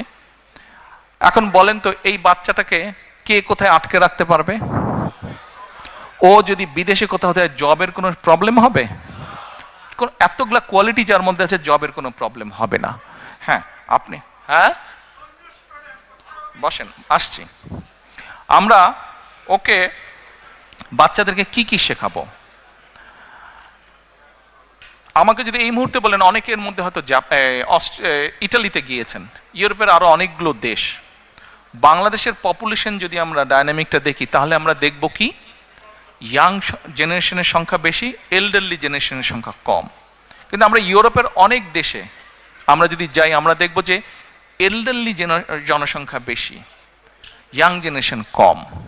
ইভেন ইটালিতে গ্রামের পর গ্রাম খালি হয়ে যাচ্ছে, জাপানে গ্রামের পর গ্রাম খালি হয়ে যাচ্ছে, ইভেন চায়নাতে এই সমস্যা শুরু হয়েছে। এখন ধরেন একটা ছেলে বা মেয়ে ইটালিয়ান ল্যাঙ্গুয়েজ পারে, ইংলিশ তো পারেই, জাপানিজ ল্যাঙ্গুয়েজ পারে, তাহলে এই বাচ্চাটা যখন যাবে উইথ আদার কোয়ালিফিকেশন, ওকে কে আটকে রাখবে? আমরা সেই জন্য চিন্তা করেছি, আমরা যেই সাবজেক্টগুলো, ল্যাঙ্গুয়েজ কোর্সগুলো অ্যাড করব। ভালো লাগছে? কন্টিনিউ করব? আমরা তাদেরকে German, French, Japanese, Mandarin and Arabic, এই কয়টা। আচ্ছা, বলতে পারেন অ্যারাবিক কেন? বাংলাদেশে বছরে 8 থেকে 10 লক্ষ মানুষ বিদেশে যাচ্ছে। এই 8 থেকে 10 লক্ষের মতন প্রায় 7 লক্ষ মানুষ মিডল ইস্টে যাচ্ছে। কিন্তু আনফর্চুনেটলি এই 7 লক্ষ মানুষ খুব লো পে স্কেলের কাজ করছে। আমরা এটাকে একটা অর্গানাইজ ওয়েতে নিয়ে আসতে চাচ্ছি। যেই মানুষগুলো মিডল ইস্টে যাচ্ছে, তাদেরকে যদি আপনি মিডল ইস্টে যেই কাজগুলো হয়, যেই জবগুলো বেশি পাওয়া যায়, সেই রিলেটেড ট্রেনিংগুলো যদি তাদেরকে দিতে পারেন, সেই related training with the language আপনি যদি তাদেরকে রেডি করতে পারেন, তাহলে যে মাসে $100 বেতন পাচ্ছে, ইজিলি সে $500 বেতন পাবে। ভ্যালু অ্যাড হচ্ছে। যেমন নর্মালি আমরা জানি যে নোয়াখালী, চট্টগ্রাম এই দিকের লোকজন মিডল ইস্টে যাচ্ছে, কাজে আমরা একটা চিন্তা করি যে ওই জোনগুলোতে আমরা মিডল ইস্ট ওরিয়েন্টেড এবং অ্যারাবিক ল্যাঙ্গুয়েজের উপরে জোর দিব বেশি। আমরা জানি যে ফরিদপুর বেল্টের লোকজন মোস্টলি ইটালি এই দিকে থাকে, আমরা এই এলাকাগুলোতে ইটালিয়ান ল্যাঙ্গুয়েজ এবং এখানে যেই জব ওরিয়েন্টেড আছে, জবগুলো পাওয়া যায়, সেগুলোর ব্যাপারে আমরা ভোকেশনাল বা ট্রেনিং ইনস্টিটিউটগুলো রেডি করব। ঠিক এইভাবে যেই জোনগুলোতে হয়, সিলেট তো সবগুলাই পারে, ঠিক ওভাবে আমরা জিনিসটাকে সাজাবো। এবার আসেন, মোটামুটিভাবে এডুকেশনটা আপনাদের সামনে তুলে দিলাম। প্ল্যান, নো স্বপ্ন, অল দিজ আর প্ল্যানস। আচ্ছা, এবার আসেন স্পোর্টস। দেখুন, আমাদের কেন সবাইকে ডাক্তার, ইঞ্জিনিয়ার, আর্কিটেক্ট হতে হবে? আমাদের বাচ্চারা কি প্রফেশনাল স্পোর্টসম্যান হতে পারে না? এই যে লন্ডনে বিখ্যাত ফুটবল প্লেয়ার বেকহাম, সবাই পাগল হয়ে যাচ্ছে, তো প্রফেশনাল প্লেয়ার। দেখেন ও নাইটহুড পেয়েছে না? হ্যাঁ, হামজাকে দেখেন, তারপরে হ্যাঁ ওকে দেখেন, তারপরে তো এই যে প্রফেশনাল প্লেয়ার। আমাদের মেয়েরা দেখেন এশিয়ান ফুটবলে ভালো করছে, ছেলেরা ওয়ার্ল্ড ওয়াইড ক্রিকেটে ভালো করছে আমাদের। তাহলে আরো যে হাজার হাজার লক্ষ লক্ষ কোটি ছেলে মেয়ে আছে যারা উঠছে, কেন এদের মধ্যে থেকে প্রফেশনাল প্লেয়ার আমরা ক্রিয়েট করব না? আপনারা কি নতুন কুড়ি নামে একটা প্রোগ্রাম আছে ভাই, জানেন আপনারা? আচ্ছা, আমরা এই নতুন কুড়ি তো আছে, এটাকে আমরা যেমন আরো সুন্দর করে সাজাবো, একইভাবে নতুন কুড়ির মধ্যে আমরা নতুন করে স্পোর্ট আমরা চালু করব। এই স্পোর্ট চালু করার মাধ্যমে আমরা দেশের ভিতরে বিভিন্ন টাইপের খেলোয়াড় যারা আছে তাদেরকে আমরা বের করে নিয়ে আসব। এবার আসেন, স্পোর্ট গেল, অর্থাৎ স্পোর্টকে আমরা প্রফেশনাল স্পোর্টসম্যান তৈরি করতে চাই দেশে, আমাদের জেনারেশনের ভিতর থেকে। এবার আসেন, হেলথ নিয়ে কথা বলি। আমরা এখানে NHS এর সুবিধা সবাই আমরা পাই, আর যারা এফোর্ড করতে পারি তারা আমরা প্রাইভেটে যাই, প্রাইভেট জিপি, প্রাইভেট কনসালটেন্টের কাছে যাই, কিন্তু সেটার সংখ্যা কিন্তু খুব কম। বাংলাদেশে চিন্তা করে দেখেন, 20 কোটি মানুষ, এই 20 কোটি মানুষকে আপনি কিভাবে হেলথ ফ্যাসিলিটি দিবেন, কিভাবে তাকে বেসিক হেলথ ফ্যাসিলিটি দিবেন, এটা কি আমরা কখনো চিন্তা করেছি? 20 কোটি মানুষকে কিন্তু প্রত্যেককে এইভাবে হেলথ ফ্যাসিলিটি দেওয়া কিন্তু ভেরি এক্সপেন্সিভ এবং ভেরি ডিফিকাল্ট ব্যাপার, নিয়ার টু ইম্পসিবল। তো এখন ইউরোপে কিন্তু একটা কাজ এরা শুরু করেছে, প্রিভেনশন। নিশ্চয়ই বাই নাও আপনারা অনেকেই পরিচিত প্রিভেনশন। আমাদেরকে এই প্রিভেনশনে যেতে হবে। আমরা যদি গ্রামের দিকে যাই, জেলা উপজেলায় যাই, আমরা তাহলে কি দেখি? ম্যাক্সিমাম রোগী কি কার্ডিয়াক পেশেন্ট, অর্থাৎ হার্টের রোগী, কিডনি ডায়ালিসিস, তারপরে আপনার ডায়াবেটিক পেশেন্ট, এই তিনটা কিন্তু খুব দেখা যায়। আমরা চিন্তা করেছি, কেন এই জিনিসটা চিন্তা করলাম, প্রিভেনশনের উপরে আরো বেশি চিন্তা করলাম কেন? একটা এক্সাম্পল দেই। ধরেন সিলেট মেডিকেল কলেজ, এটা তো সিলেট শহরে, তাই না? মেডিকেল কলেজ, এই মেডিকেল কলেজ কত বেডের?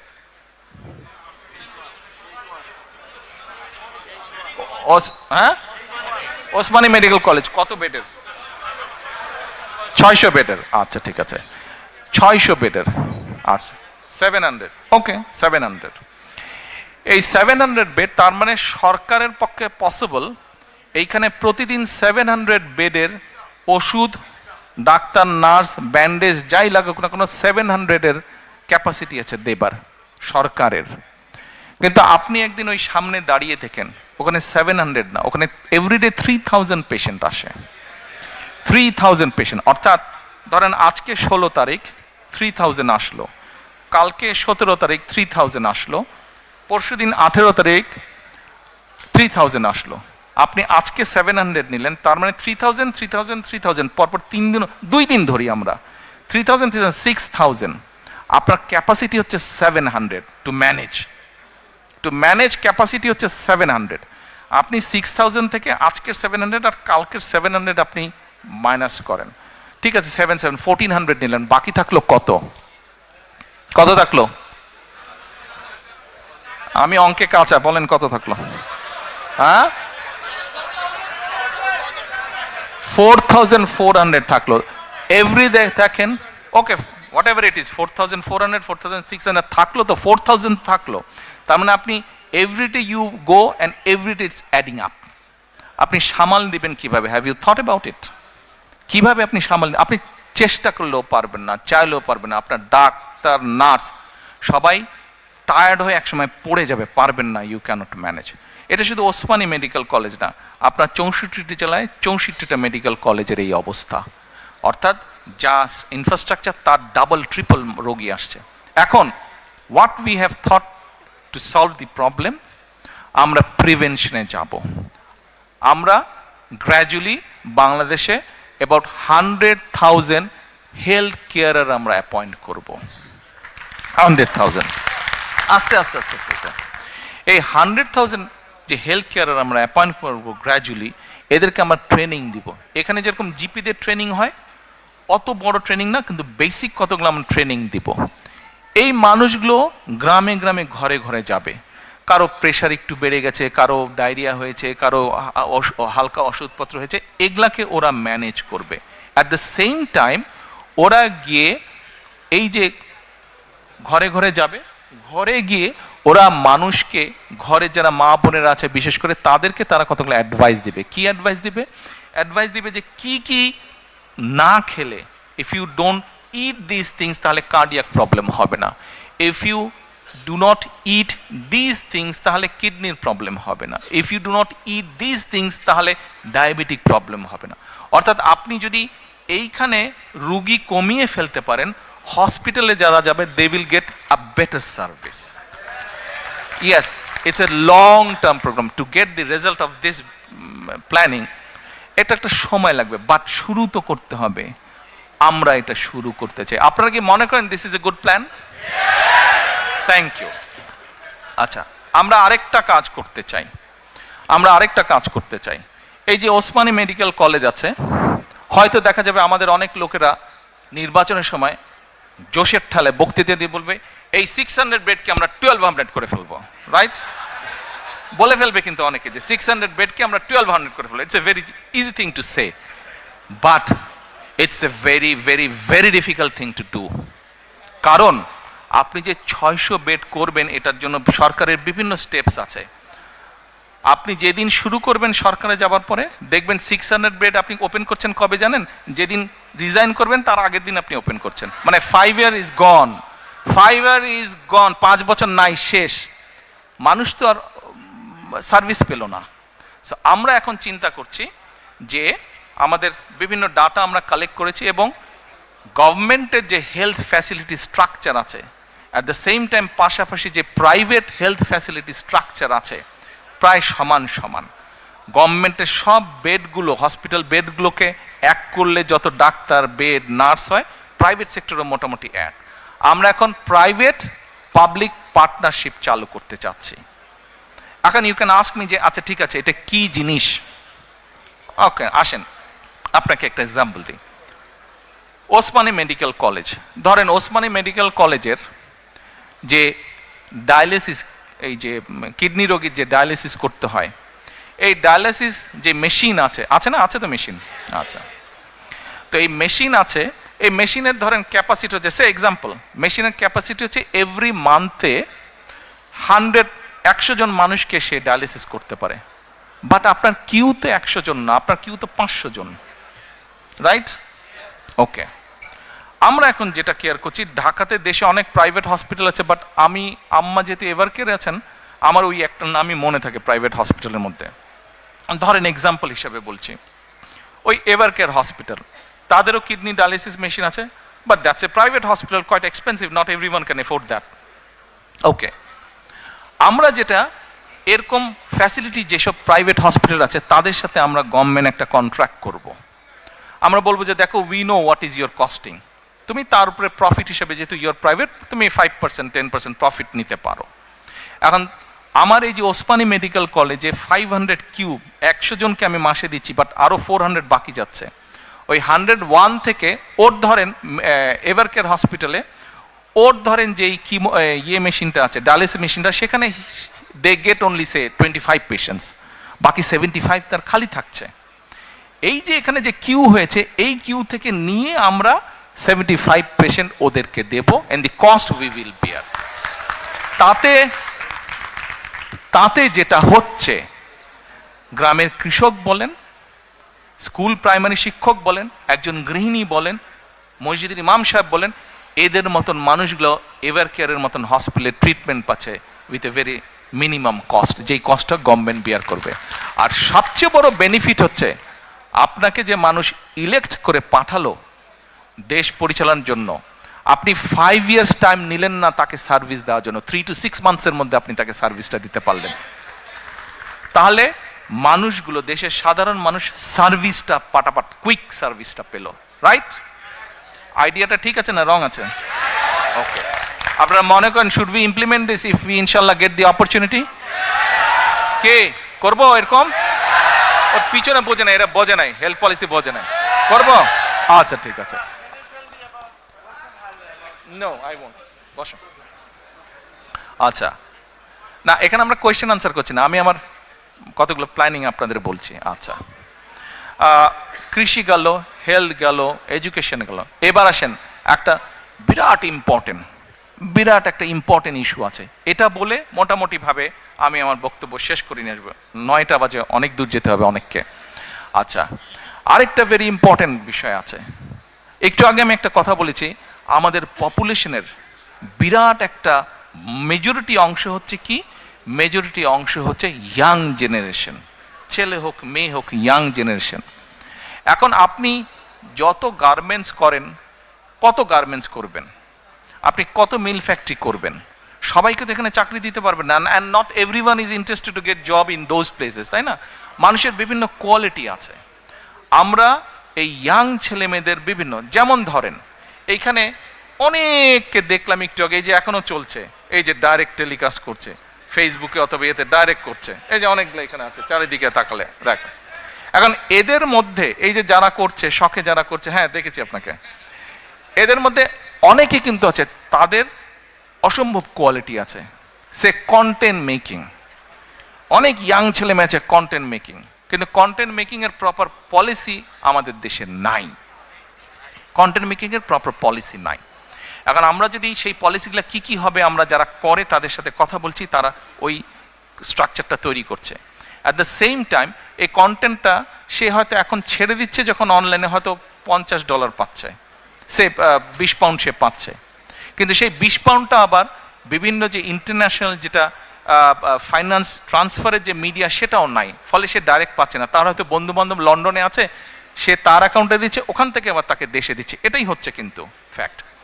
এখন আমরা যে গেটওয়ে আছে, বিভিন্ন ইন্টারন্যাশনাল মনিটারি গেটওয়ে আছে, এদের সাথে আমরা কথা বলছি যে ভাই আমাদেরকে এই ব্যবস্থাটার সময় অ্যাডভান্টেজ দেওয়া। ফলে হচ্ছে কি, যে কন্টেন্ট মেক করছে, যেই ছেলে মেয়েগুলা কন্টেন্ট মেক করছে, তারা কন্টেন্ট মেক করলে তাদের পেমেন্টটা যেমন ডাইরেক্টলি পাচ্ছে, পলিসি যখন স্টেট গভর্নমেন্ট যখন পলিসি তৈরি করবে, ভাই আমাকে একটু টাইম দেন, আমি তাড়াতাড়ি শেষ করে দেবো, আপনারা পরে কথা বলেন, হ্যাঁ পরে কথা বলেন, তখন হবে কি, তার ইনকামটা বেড়ে যাবে।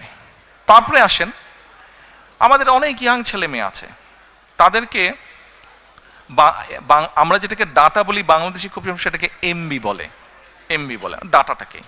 তো ডাটা ইজ কোয়াইট এক্সপেন্সিভ বাংলাদেশে, কিন্তু আমাদের অনেক ছেলে মেয়ে আছে ধরেন তারা অনলাইনে করে আপনার বিভিন্ন বিজনেস করে, ধরেন এই যে ইবের মতন বিজনেস করে। তো এখন এই ছেলেমেয়েগুলা এদের দুটো সমস্যা আছে মেজরিটির, তাদের প্রপার ওয়ার্ক স্পেস নাই। হয়তো যেই মেসে থাকে বা হলে থাকে, ও স্টুডেন্ট হলে থাকে, সেখানেই বসে হয়তো সে কাজ করছে। এই স্বৈরাচারের সময় মেগা প্রজেক্টের নামে অনেক সায়েন্স পার্ক না কি জানি তৈরি করেছে, কিন্তু আপনারা যদি যান প্রায় 34-35টার মতন তৈরি করেছে বিভিন্ন ডিস্ট্রিক্টে। কিন্তু আপনারা যদি যান দেখবেন যে ম্যাক্সিমামগুলা ভূতের বাসা হয়ে আছে, ঘোস্ট হাউস হয়ে আছে, আর কতগুলা মোটামুটি কিছু লোক নিয়ে ওখানে কমিউনিটি সেন্টার করে বিয়ে শাদীর অনুষ্ঠান হচ্ছে।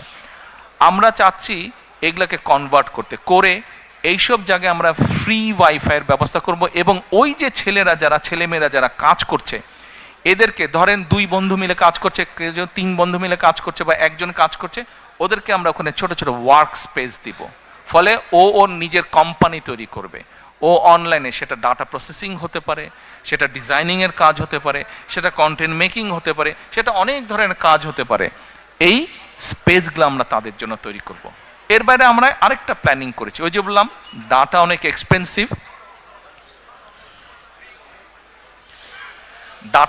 এক্সপেন্সিভ।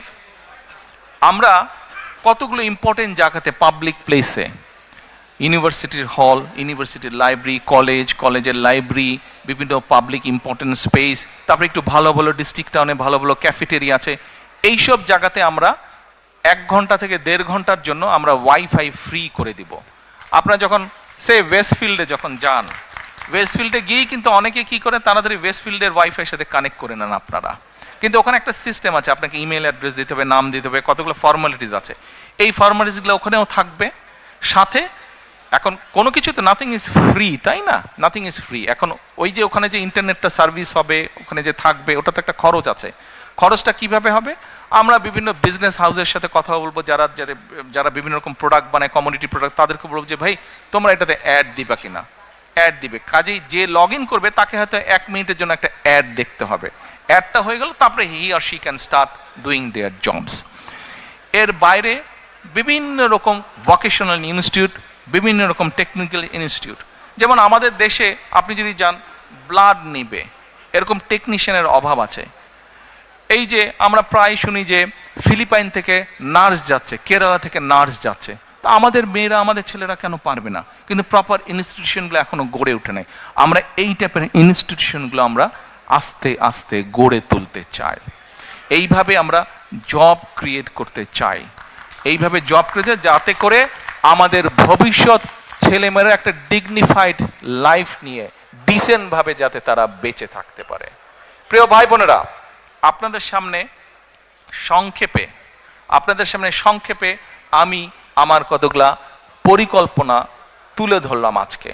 আজকে বিজয় দিবসের আলোচনা, ব্যানার নাই, বিজয় দিবসের আলোচনা, ওই তো ব্যানার, ইয়েস, বিজয় দিবসের আমাদের আলোচনা। এই বিজয় দিবসের আলোচনায়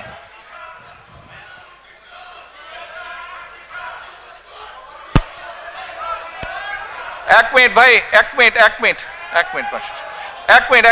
কথা শুনুন। দেখেন, আমরা আন্দোলন সংগ্রাম করেছি, আমাদের সহকর্মীরা জীবন দিয়েছে, বহু সাধারণ মানুষ, গৃহিণী। এই যে 5ই আগস্ট এই আন্দোলনে আপনাদের নিশ্চয়ই অনেকের ধারণা আছে 63 জন শিশু শহীদ হয়েছে, 63 জন শিশু।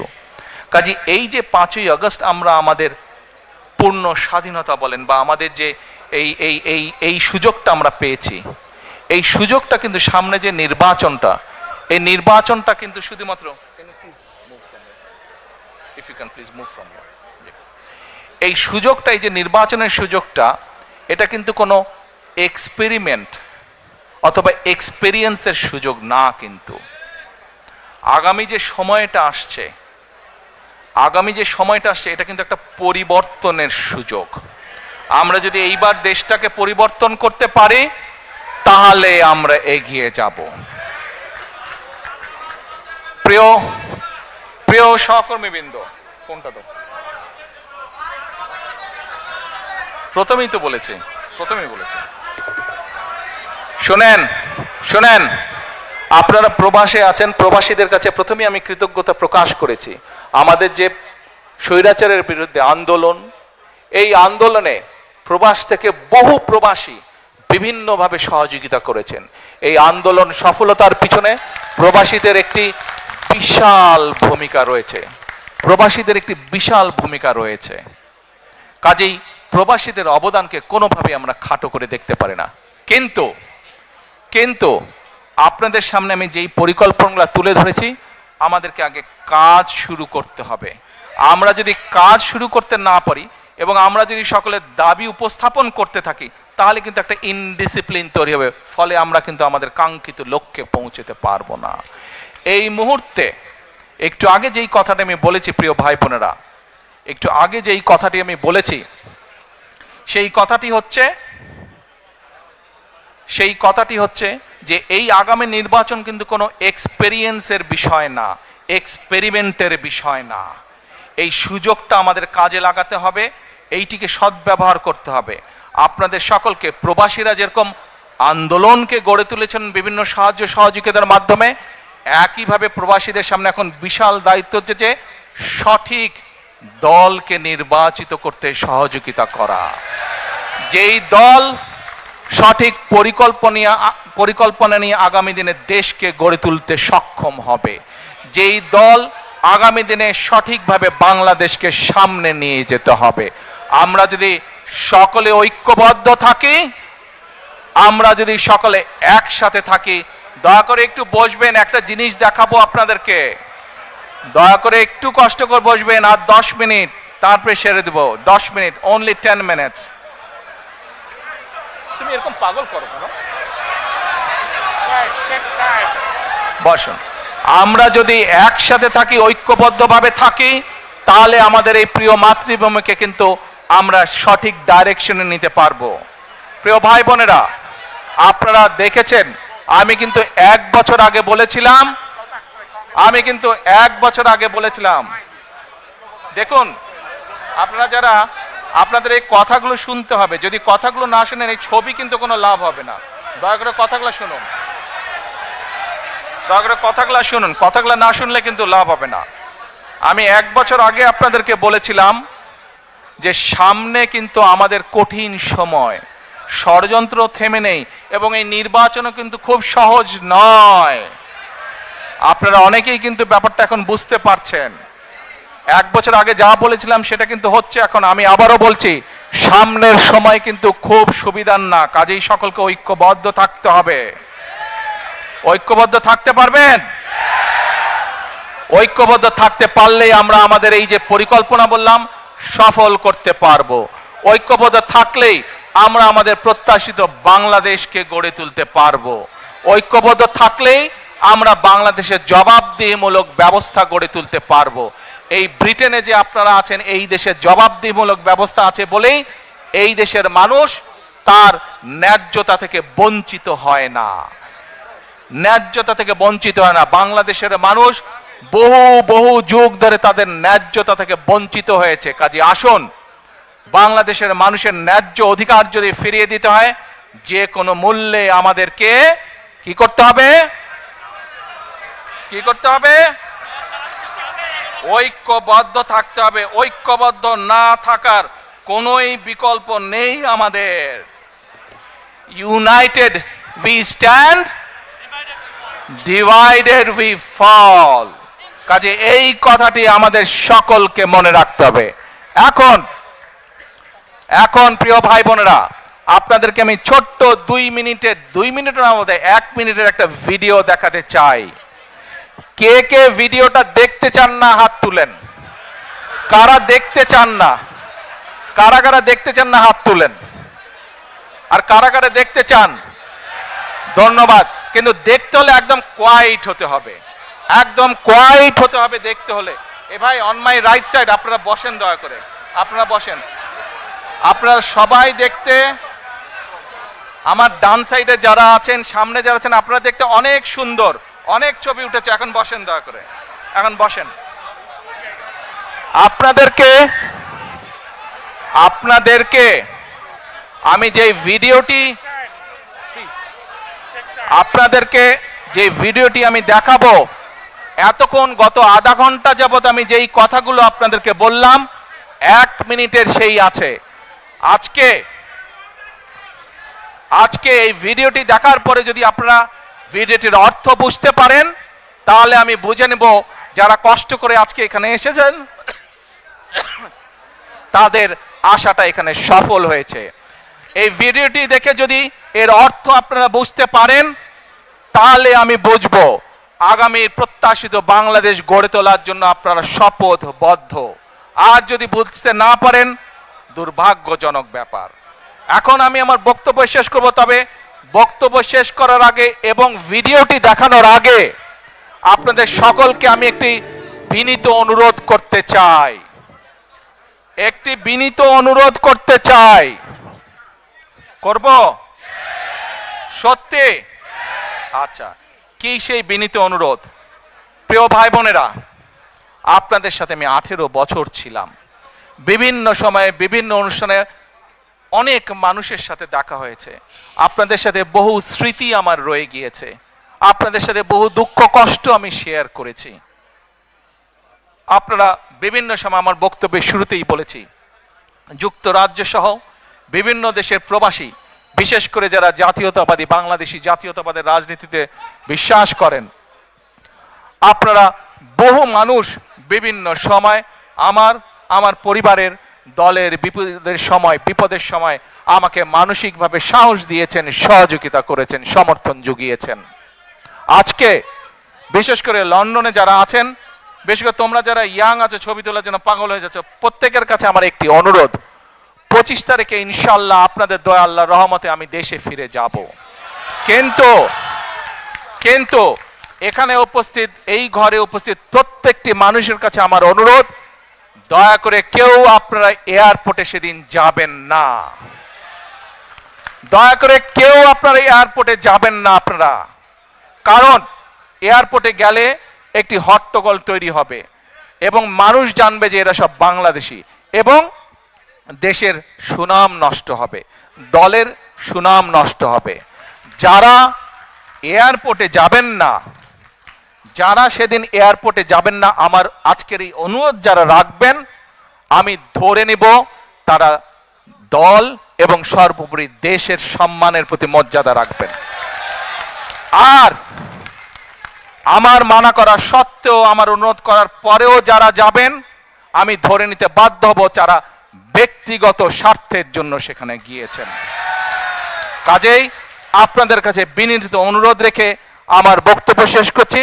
সেই 1.5 মিনিটের ভিডিওটির দেখার অনুরোধ করছি। প্রিয় ভাই বোনেরা, সকলের কাছে দোয়া চেয়ে যাচ্ছি, আপনারা দয়া করে দোয়া করবেন, দেশনেত্রী খালেদা জিয়ার জন্য দোয়া করবেন। আপনাদের সামনে যে পরিকল্পনা তুলে ধরেছি, আল্লাহ যাতে আমাকে তৌফিক দেন দেশ এবং দেশের মানুষের জন্য সেই কাজগুলো যাতে সম্পূর্ণ করতে পারি। আল্লাহ হাফেজ। বাংলাদেশ জিন্দাবাদ। বাংলাদেশ জাতীয়তাবাদী দল জিন্দাবাদ। আসসালামু আলাইকুম।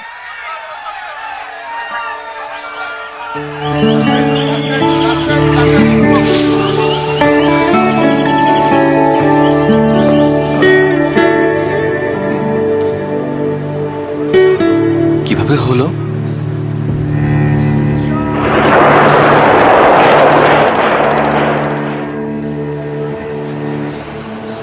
একাত্তর। আর তোমারটা? 24।